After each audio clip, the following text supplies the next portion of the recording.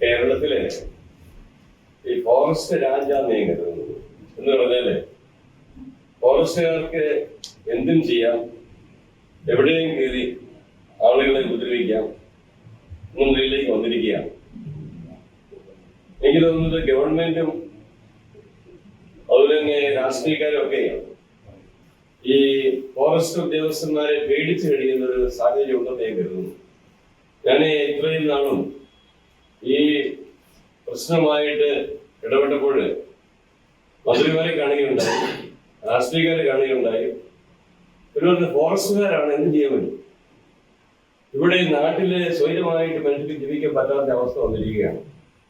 പണ്ടൊക്കെ വന്യമൃഗങ്ങളെ ഭയപ്പെട്ടാൽ മതിയാകും. ഇപ്പോൾ വന്യമൃഗങ്ങളെക്കാളും ഭീകര ജന്തുക്കളാണ് ഇവിടെ ഫോറസ്റ്റുകാരായിട്ട് വന്നിരിക്കുന്നത്. ഇത് നമുക്ക് ഈ നാടിനെ ഏറ്റവും പ്രതികൂലമായിട്ട് ബാധിക്കുന്ന, ഈ നാട്ടിലെ സ്വൈര ജീവിതത്തെ ഏറ്റവും കൂടുതൽ ബാധിക്കുന്നത് ഫോറസ്റ്റുകാരുടെ മനോഭാവമാണ്.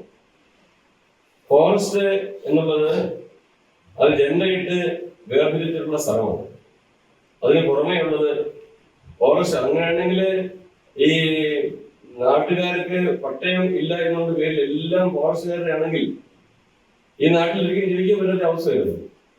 എത്രയോ മനുഷ്യര് വർഷങ്ങളായി ഇവിടെ കൃഷി ചെയ്ത് ആ കൃഷിയുടെ ഫലം കൊണ്ട് ഈ നാടിന് ഒത്തിരിയേറെ ഐശ്വര്യവും ഒത്തിരിയേറെ പുരോഗതി ഉണ്ടായിട്ടുണ്ട്.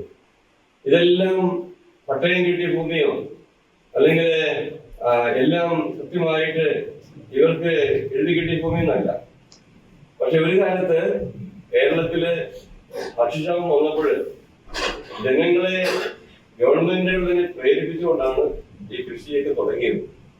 ഇപ്പോഴ് ഫോറസ്റ്റുകാരുടെ ഒരു വിളയാട്ടം എന്ന് പറയാനാണെങ്കിൽ ഞാൻ കാണുന്ന അങ്ങനെയാണ്. ഫോറസ്റ്റുകാരെ നിയന്ത്രിക്കാൻ ആർക്കും സാധിക്കില്ല എന്ന് പറയുന്നത്.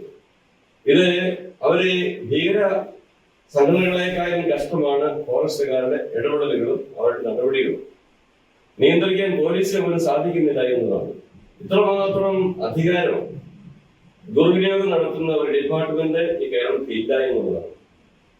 അതുകൊണ്ട് എവിടെയും എന്തും ചെയ്യാനായിട്ടുള്ള ഒരു ലൈസൻസ് ഫോറസ്റ്റുകാർ കൊടുത്തു തന്നെ വലിയ പ്രശ്നമാണ്. നമ്മുടെ നാട്ടില് സ്വൈരമായിട്ട് ജീവിക്കാൻ പറ്റാത്തത് കൊണ്ട് ഒത്തിരിയേറെ ജനങ്ങള് പുറത്തേക്ക് പോവുകയാണ്. ഒരു കാരണം അതും കൂടിയാണ്.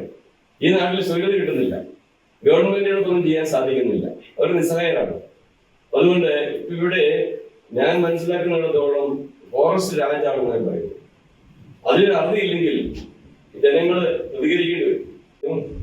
ഇത് വലിയ ആഴ്ചയാണ്, നമ്മൾ അധികം പ്രദേശത്തോട് പോകണ്ട, എങ്ങനെയാണെന്ന് അറിയട്ടെ, അതിനുശേഷം നമുക്ക് പ്രതികരിക്കാമെന്ന് പറയുന്നത്. പ്രതികരണം ഉണ്ടാകും, സംശയമൊന്നുമില്ല.